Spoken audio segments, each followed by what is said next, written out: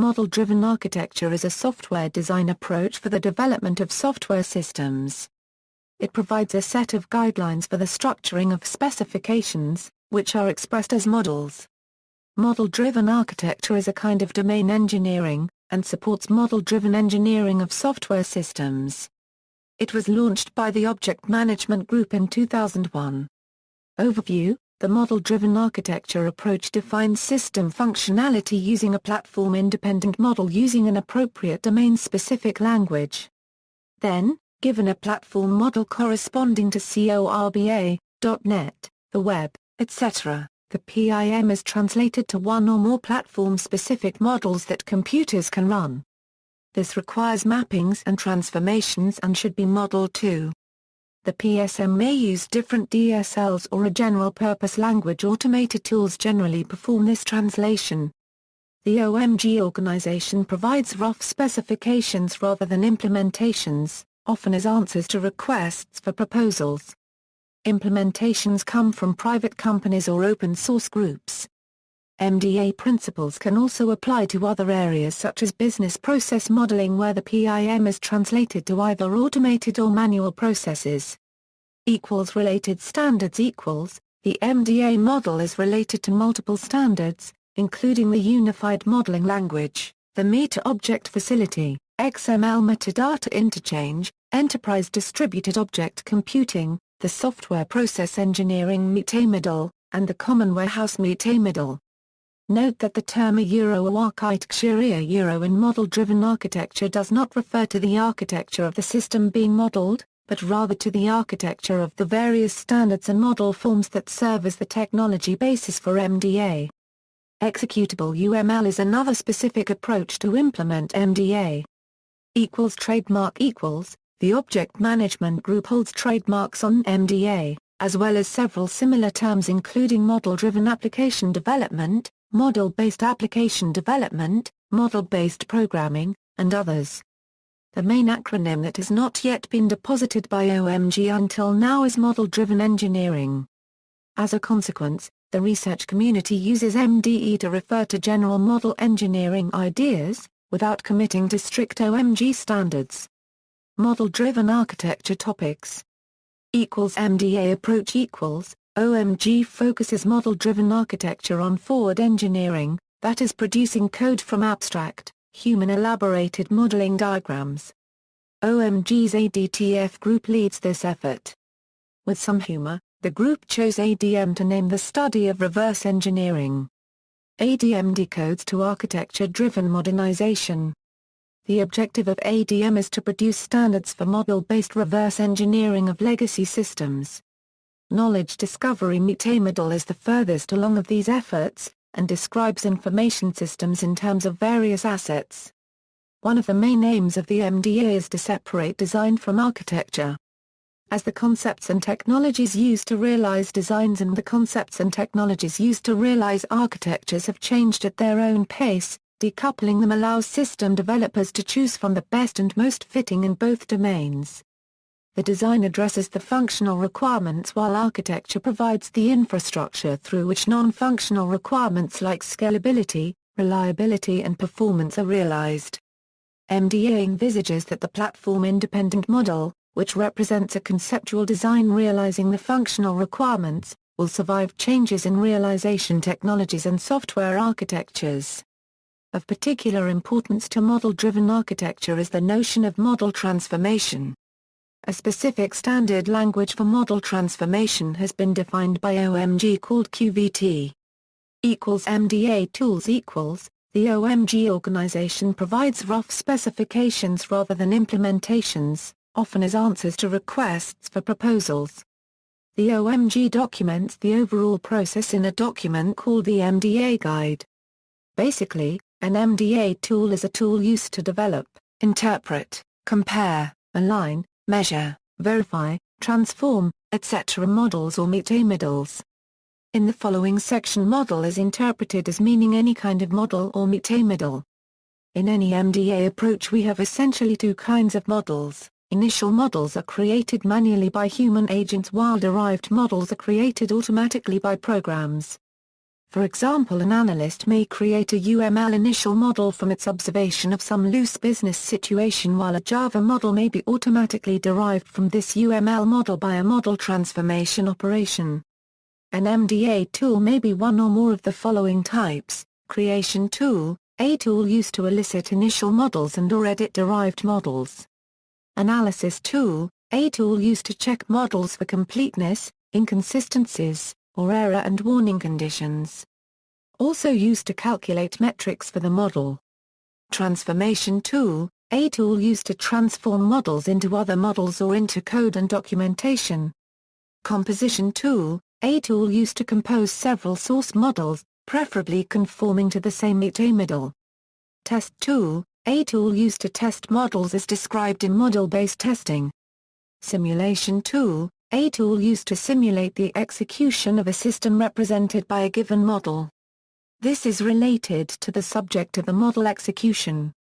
Metadata management tool, a tool intended to handle the general relations between different models, including the metadata on each model, and the mutual relations between these models. Reverse engineering tool, a tool intended to transform particular legacy or information artifact portfolios into full-fledged models. Some tools perform more than one of the functions listed above. For example, some creation tools may also have transformation and test capabilities. There are other tools that are solely for creation, solely for graphical presentation, solely for transformation, etc. One of the characteristics of MDA tools is that they mainly take models as input and generate models as output. In some cases, however, the parameters may be taken outside the MDA space, like in model-to-text or text-to-model transformation tools. Implementations of the OMG specifications come from private companies or open-source groups. One important source of implementations for OMG specifications is the Eclipse Foundation. Many implementations of OMG modeling standards may be found in the Eclipse Modeling Framework or Graphical Modeling Framework. The Eclipse Foundation is also developing other tools of various profiles as GMT. Eclipse's compliance to OMG specifications is often not strict. This is true, for example, for OMG's EMOF standard, which Eclipse approximates with its ECORE implementation. More examples may be found in the M2M project implementing the QVT standard or in the M2T project implementing the MOF2 text standard. One should be careful not to confuse the list of MDA tools and the list of UML tools, the former being much broader. This distinction can be made more general by distinguishing variable metamodal tools and fixed metamodal tools. A UML case tool is typically a fixed metamodal tool since it has been hardwired to work only with a given version of the UML metamodal. On the contrary, other tools have internal generic capabilities allowing them to adapt to arbitrary metamodals or to a particular kind of metamodals. Usually MDA tools focus rudimentary architecture specification, although in some cases the tools are architecture independent. Simple examples of architecture specifications include selecting one of a number of supported reference architectures like Java EE or Microsoft.NET, specifying the architecture at a finer level including the choice of presentation layer technology, business logic layer technology, persistence technology and persistence mapping technology. Metadata, information about data. MDA concerns equals. Some key concepts that underpin the MDA approach were first elucidated by the Schleiermacher method during the late 1980s. Indeed, a key absent technical standard of the MDA approach has been bridged by some vendors by adapting the original Schleiermacher action language. However, during this period the MDA approach has not gained mainstream industry acceptance. With the Gartner Group still identifying MDA as an on-the-rise technology in its 2006 hype cycle, and Forrester Research declaring MDA to be DOA in 2006. Potential concerns that have been raised with the OMG MDA approach include, incomplete standards. The MDA approach is underpinned by a variety of technical standards, some of which are yet to be specified, or are yet to be implemented in a standard manner. Vendor lock-in. Although MDA was conceived as an approach for achieving platform independence, Current MDA vendors have been reluctant to engineer their MDA toolsets to be interoperable. Such an outcome could result in vendor lock-in for those pursuing an MDA approach.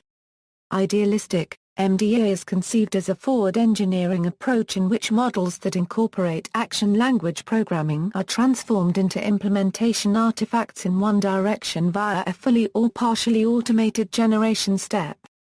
This aligns with OMG's vision that MDA should allow modeling of a problem domain's full complexity in UML with subsequent transformation to a complete application. This approach does, however, imply that changes to implementation artifacts are not supported. This constitutes a problem in situations where such post-transformation adapting of implementation artifacts is seen to be necessary. Evidence that the full MDA approach may be too idealistic for some real-world deployments has been seen in the rise of so-called pragmatic MDA. Pragmatic MDA blends the literal standards from OMG's MDA with more traditional model-driven mechanisms such as round-trip engineering that provide support for adapting implementation artifacts. Specialized skill sets. Practitioners of MDA-based software engineering are required to have a high level of expertise in their field. Current expert MDA practitioners are scarce relative to the availability of traditional developers. OMG track record. The OMG consortium who sponsor the MDA approach also introduced and sponsored the CORBA standard, which itself failed to materialize as a widely utilized standard. Uncertain value proposition. As discussed, the vision of MDA allows for the specification of the system as an abstract model, which may be realized as a concrete implementation for a particular computing platform. Thus, an application that has been successfully developed via a pure MDA approach could theoretically be ported to a newer release.NET platform in a deterministic manner. Although significant questions remain as to real-world practicalities during translation. Whether this capability represents a significant value proposition remains a question for particular adopters. Regardless, adopters of MDA who are seeking value via an alternative to programming should be very careful when assessing this approach. The complexity of any given problem domain will always remain, and the programming of business logic needs to be undertaken in MDA as with any other approach. The difference with MDA is that the programming language used is more abstract and exists interwoven with traditional UML artifacts. Whether programming in a language that is more abstract than mainstream 3 gallons languages will result in systems of better quality, cheaper cost or faster delivery, is a question that is yet to be adequately answered. MDA was recognized as a possible way to bring various independently developed standardized solutions together. For the simulation community, it was recommended as a business and industry-based alternative to yet another US DoD mandated standard. Conferences. Among the various conferences on this topic we may mention ECMDA, the European Conference on MDA, and also Models, former Firmda's conference series, the Italian Forum on MDA in collaboration with the OMG. There are also several conferences and workshops focusing on more specific aspects of MDA like model transformation, model composition, and generation. Code generation controversy. Code generation means that the user abstractly models solutions, which are connoted by some model data, and then an automated tool derives from the model's parts or all of the source code for the software system. In some tools, the user can provide a skeleton of the program's source code, in the form of a source code template where predefined tokens are then replaced with program's source code parts during the code generation process. An often cited criticism is that the UML diagrams just lack the detail which is needed to contain the same information as is covered with the program's source. Some developers even claim that the code is the design. See also. References. Further reading, Kevin Lano. Model-driven software development with UML and Java. Cengage Learning, ISBN 978-1-84480-952-3, David S. Frankel. Model-driven architecture, applying MDA to enterprise computing. John Wiley & Sons, ISBN 0-471-31920-1, Mihan Kiffer The MDA Journal, Model-driven architecture straight from the Masters. ISBN 0-929652-25-8, Annette Klepp. MDA Explained, The Model-Driven Architecture, Practice and Promise. Addison Wesley. ISBN 0-321-19442-X Stephen J. Miller. MDA Distilled, Principles of Model-Driven Architecture. Addison Wesley Professional.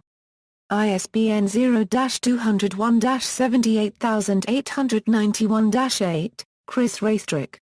Model-Driven Architecture with Executable UML.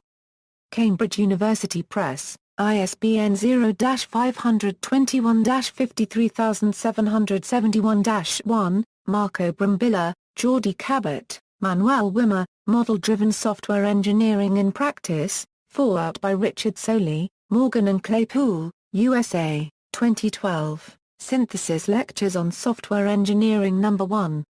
182 pages. ISBN 9781608458820, ISBN 9781608458837 http, www.mdse-book.com, Stanley J. Swall. Executive Justification for MDA, Soilue, to Causemaker Patrick.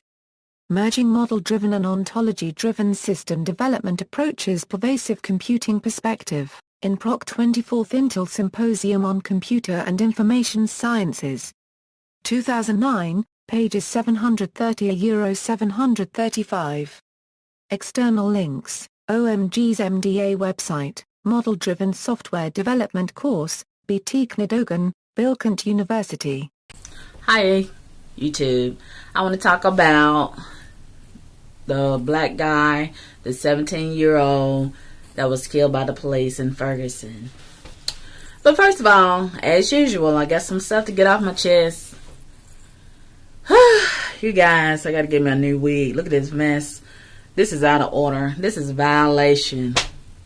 I can't believe I done get caught like this without a steady supply of good wigs. This is terrible. Look at this shit. Look at it. I got to go out and get me another wig today. I thought I had got a good wig, the red wig. That looks terrible on my head. Terrible. I can't believe I bought that red wig. Can y'all? I don't know what I was thinking. But anyway, I guess I was in a ratchet state of mind that day when I bought that wig. But I got to get a new wig. I called myself washing this one and putting some snapback spray on it. Woo! It didn't do a bit of good. Look at that terrible ass shit on my head. Damn! But, I went out to eat today at Shoney's. I gotta stop this eating, you guys. I gotta declare war on this fat. I can't believe that I have let myself get out of hand like this.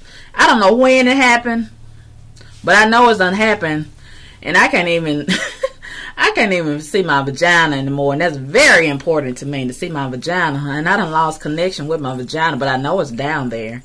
I know it's down there somewhere, but I can't even see the motherfucker no more. So I know it's time to declare war on this shit, on the food, on the fat, on everything. This is not sexy. This is not cute. It's not cool. And it is not acceptable. I don't understand why people allow themselves to just let themselves go and stay fat forever. How can you walk around fat forever? I can't believe I don't let myself get fat. But I carry it well. Unlike a lot of these people just slopping, rolling, and wobbling all over the fucking place. And do y'all know it's really not such thing as being fat anymore. Everybody thick. All these females calling themselves thick. Ain't nobody fat no more. Just like ain't no such thing as an ugly ass man. Ain't no such thing as an ugly ass man anymore. All of them can get a woman nowadays because these women so hard up and it's not enough to go around. Not enough men to go around. And it's just terrible. And some old nothing ass dude out. Every time I go outside and try to sweep out my porch and relax and be in the tranquility of the nature on my porch, whoo, them nothing ass niggas stopping by trying to holler at me and trying to stop by. Probably done told his wife or his woman he going to the store for some cigarettes or a loaf of bread and call himself gonna stop by and stick his dick over in me. Them days are over. I have that kind of shit. But I'm not going to participate in it anymore. I'm opting out. And this morning, I was sweeping off my porch. And some old nothing ass dude in some old broke down ass truck, he stopped by my house out on the street. And I don't know what the hell he was saying. It made me mad. I didn't try to figure out what he was saying to me. But he kept on pointing to my house and pointing to me and something else and something else. I put two and two together. I knew he was up to no fucking good. So I told him, go the other way. Go the other way. Get out of my face. And I'm sick of them. I'm declaring war on them too. I'm sick of these motherfuckers. Don't want shit out of life but stick their dick in a fucking hole. I'm sick of their ass. And dropping off all these nasty ass STDs along the way. I'm not participating in that shit no more. Go the other way. Let me get on track. But before I say this, let me say that. One of them saggy pants was in the restaurant. I went to Shoney's, the restaurant. Because first I went to Piccadilly. I usually love Piccadilly's breakfast buffet. But today they made me so fucking mad. I was 38 hot. They didn't have no bacon. And had sent one of the employees to the store to get some bacon. How the hell you gonna run out of bacon? You know that you have a damn breakfast buffet every weekend. This wasn't no special occasion. You know you have poor leadership and poor management. And you know you have a breakfast buffet every fucking morning. Fat ass people coming in there like me. You know damn well I want some fucking bacon. I love bacon. And even though the Bible say you're not supposed to eat pork, and I done wean myself off of most of this pork, bacon is the only thing I eat as far as pork goes. And I like a lot of bacon. You gotta eat a whole bunch of it to get full. And that was the main thing I went to Piccadilly for, the bacon. And it made me so fucking mad. They ran out of bacon. Oh my God, my God. I set it off up in there. And then I went to Shoney's. All the hood rats and all the nothing ass niggas. I see that they convened on Shoney's this morning. That's where they go. Woo!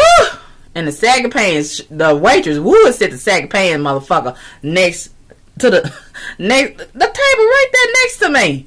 I couldn't believe she brought that motherfucker over there and his woman and I guess his partner. I don't know who the hell that other dude was. But I was mad as hell when I saw he got up. At first, I didn't pay no attention when he first sat down. But when he got up to go get his food and came back, and them damn drawers were showing, I said, my God, spoiling my fucking appetite, nasty motherfucker. And if he ain't gonna have enough sense as a grown-ass motherfucking man, I think the management ought to have enough sense to tell him, go the other way. Don't come to my restaurant like this. I know I would. A dollar wouldn't mean that much to me if I was running a motherfucking business. Especially an eatery. A place where people eat. That's out of order. It's against the health code. Health department. Ooh, all of that. I'm calling the health department tomorrow. I'm sick of this shit. And I'm calling their headquarters tomorrow too. The corporate office. I'm sick of this shit. All this nasty motherfucking shit. Somebody gotta take a stand. But anyway, let me get on my subject. Now that I got all of that off my fucking chest. Alright. The 17-year-old boy done got killed in Ferguson, some part of St. Louis. And I want to commend the black people for raising up with some strength in their backbone. Finally, that some black people done got some strength. And I heard they was out there chanting, kill the police, and the police stand out there all cocky and shit.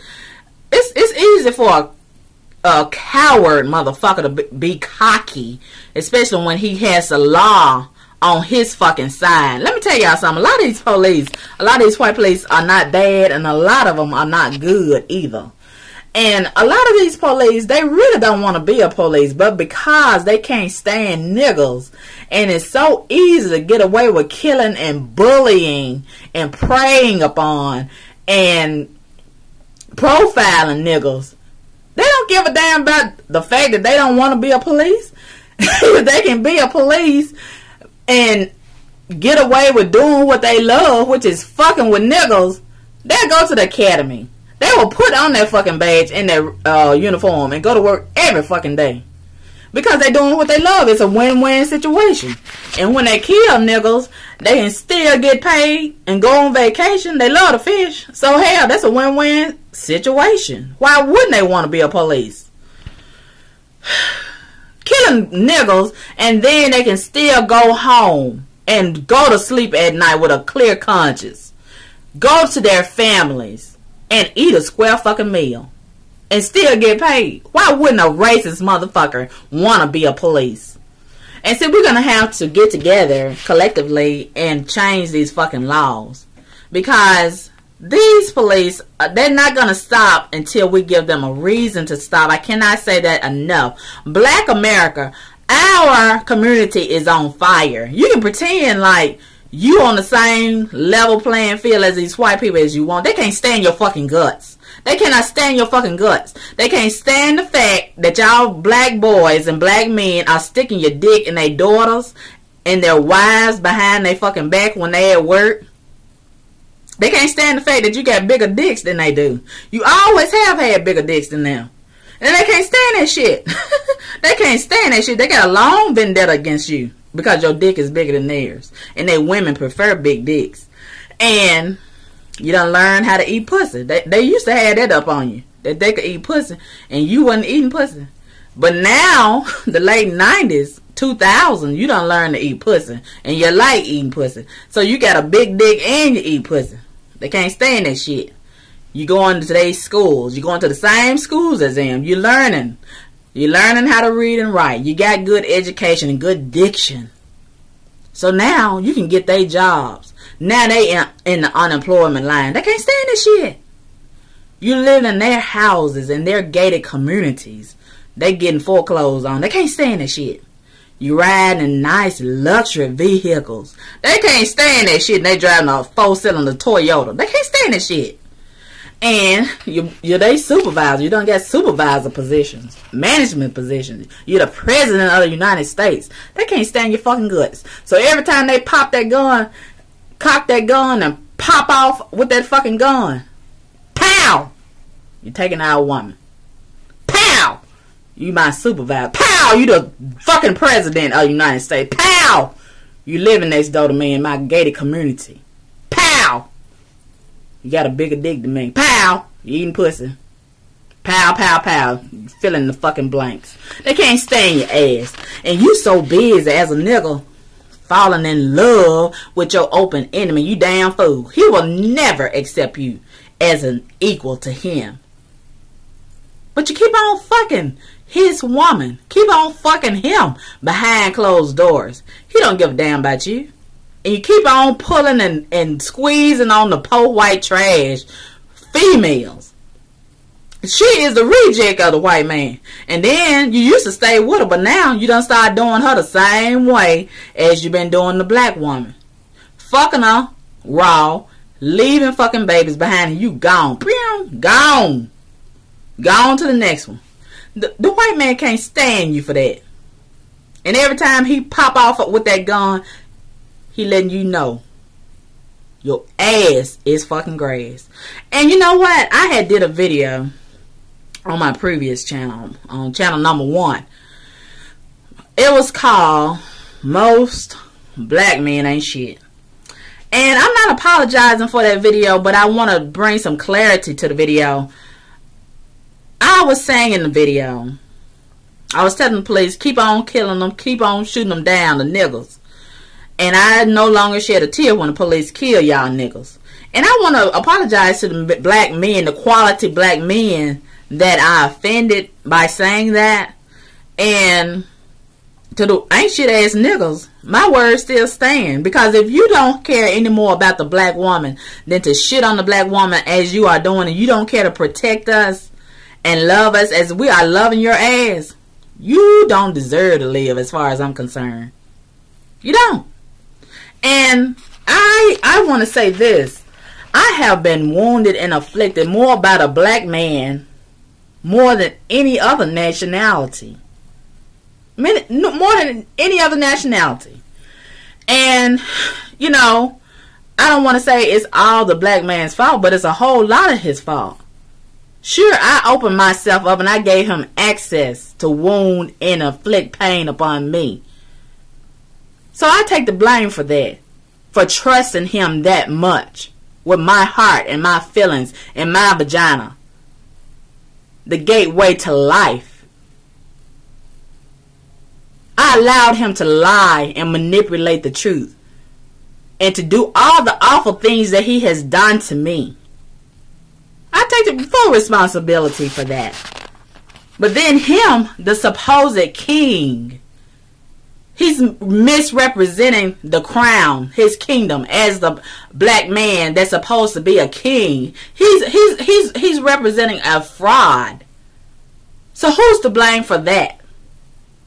So now we are in a situation where our community is on fire, but instead of putting out the fire, we want to get turned up. We want to look at Beyonce shaking her ass. We want to get distracted by all this bullshit rather than to deal with the motherfucking flames in our community. If we don't respect ourselves, how the fucking hell can we expect any other nationality of people to respect us? If we're showing the world that we don't even give a damn about ourselves and each other, how can we expect them to care about us? And then somebody would say, oh, that's not right that the media is posting a picture of his dead body. That's disrespectful to his family. I disagree. It's no different from the pictures that's been floating around for years and years and years of Emmett Till. We need to see the reality of what's going on in our community. Dead is dead. He's dead now. What fucking difference does it make? If his picture is posted or his dead body is laying there in the fucking street, that's still a picture. Don't get mad at the people that's posting the picture. Get mad at the motherfuckers that killed him and left him there in the fucking street like a dead dog. Get mad at them, but you're not mad at them. You're giving them a fucking pass. Why? Why? Yeah, we are killing each other in the black community. It's a lot of black and on black crime. Sure, we can deal with that too. That's an internal problem. We need to deal with that. But externally, it ought to not be any passes given for a white motherfucker that's coming in our community, shooting our black people down time and time and time, a motherfucking time again. Zero tolerance should be given for that. And in the late 60s, a white man couldn't dare come in the black community and violate and shoot and maim a black person and walk the fuck away and go home and eat a square meal and lay his fucking ass down with his family. They would have his fucking head. He wouldn't make it out of the community. But now, we have been so conditioned to love our enemy. Our open enemy, he don't give a damn about you. He hates your fucking guts. He's shown you that time and time again, but you want to make love to this motherfucker who hates your fucking guts. He hates your fucking guts. Justice will not be given to us. We will have to take justice. And until they feel what we have been feeling all along, they're going to continue to do what they are doing to us. And you're going to have to wait your turn to get it. May not be your day today, but if you keep allowing them to do like they doing to us, tomorrow might be your turn. Then you're going to want somebody to stand for you and defend you. If you don't stand and defend what's right today, how can you expect someone to stand and defend you tomorrow? Black America, we need to wake up. We need to wake up. We have been lulled to sleep by the bullshit. We fucking like sex was just invented this morning. We done mastered fucking.